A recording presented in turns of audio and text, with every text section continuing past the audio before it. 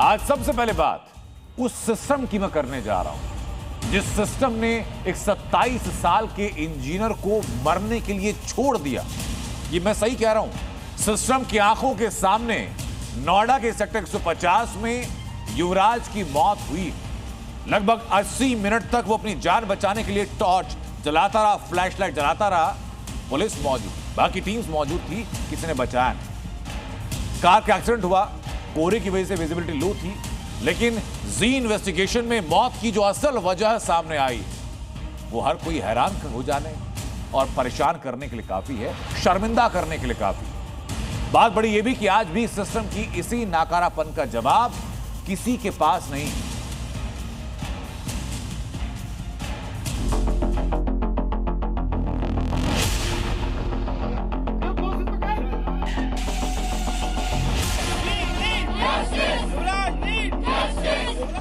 इस गड्ढे को इसलिए नहीं दिखा रहे क्योंकि गड्ढे में डूबकर 27 साल के इंजीनियर युवराज की अकाल मृत्यु हो गई।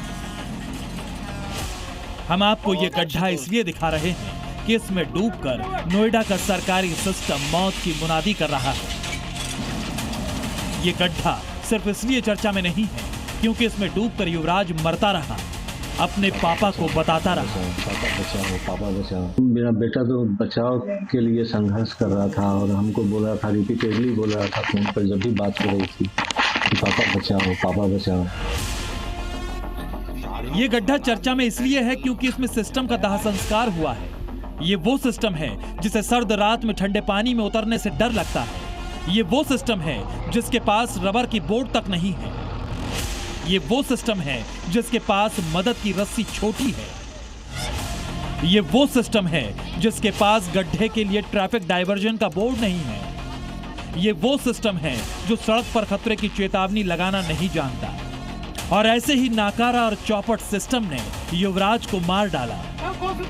यही बैरिकेड, क्या ये पहले इस तरह के बैरिकेड लगे हुए थे? ये 2 दिन बाद लगाए गए हैं। ये जिस दिन हादसा हुआ या उसके पहले कभी नहीं, पहले कभी नहीं लगे थे, कभी भी नहीं, कभी भी नहीं लगे थे जी, कभी नहीं लगे। ये पुलिस वाले के पास कोई साधन नहीं था उस लड़के बचाने के लिए। क्यों?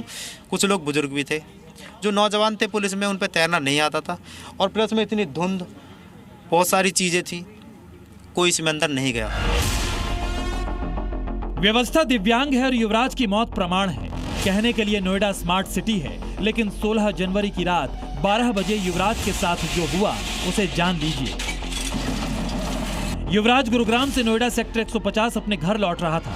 सेक्टर 150 मोड़ के पास आगे का रास्ता युवराज को नहीं दिखा क्योंकि कोहरा घना था। उसकी कार पानी और दलदल से भरे प्लॉट के गड्ढे में गिर गई। प्लॉट लोटस बिल्डर को आवंटित मॉल का एरिया है, जिसमें बन रहे मॉल के बेसमेंट में पानी और कीचड़ भरा था।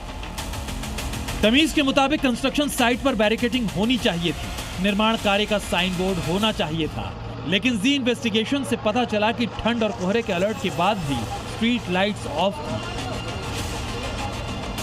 नोएडा प्रशासन है उसकी तरफ से यहाँ पर इस रोड पर कोई इंतजाम नहीं किया गया था, क्योंकि जो ट्रैफिक तेज आता है तो ठीक सामने जो टी पॉइंट है यहाँ पर ना तो कोई रिफ्लेक्टर लगा हुआ था और ना ही कोई लाइट की व्यवस्था इस पूरे इलाके में थी।